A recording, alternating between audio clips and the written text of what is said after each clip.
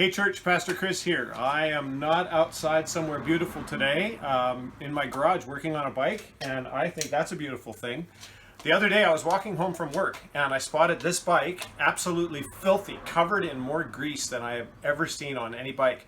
It was sitting out in front of somebody's house with a scrawled sign that read "free for parts." That's all they thought it was good for anymore. But I looked past the grunge and I saw what it was. It's a Kona bike, and that's a really good bike. And I'm like, well, I'm taking that home. So I wheeled it home on its flat tires and stuffed it under my deck for a few weeks.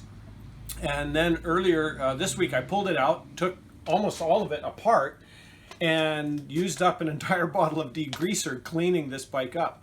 It's starting to look really good. And it's going to be a usable, functional bike that I'm going to enjoy riding for a while. This is not the first time I've done this. I've tinkered with old bikes many times before, and it always gives me this real sense of joy and satisfaction watching something old and unwanted become new and enjoyable again.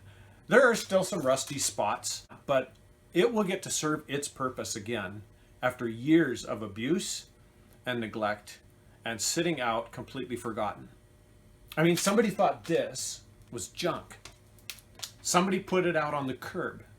And of course, the satisfaction I get in rebuilding an old bike must be just a fraction of the satisfaction God gets when he rebuilds somebody's life.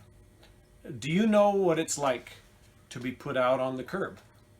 Have you ever felt like your life was pretty much useless, like you would never again fulfill the purpose you were made for?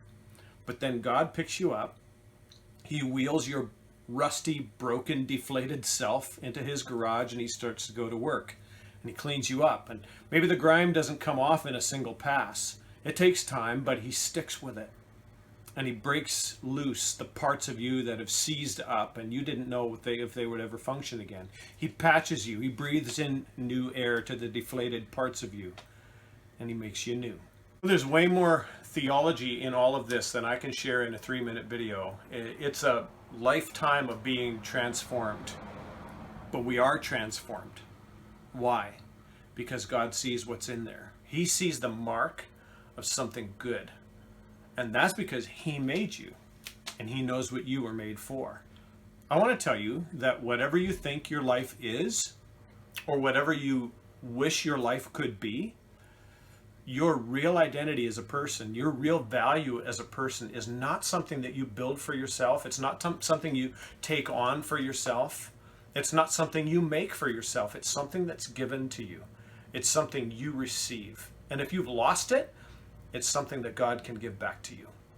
In 2 Corinthians 3, chapter 3, verse 16 to 18, it says, "Whenever someone turns to the Lord, the veil is taken away. For the Lord is the Spirit, and wherever the Spirit of the Lord is, there is freedom." So all of us who have had that veil removed can see and reflect the glory of the Lord. And the Lord, who is the Spirit, makes us more and more like him as we are changed into his glorious image. So turn to him, like it says, or turn back to him if you've turned away. Let him remake your life. Let him bring out what he put there in the first place. Give him your life. No strings attached, just free for parts. And let him make you new.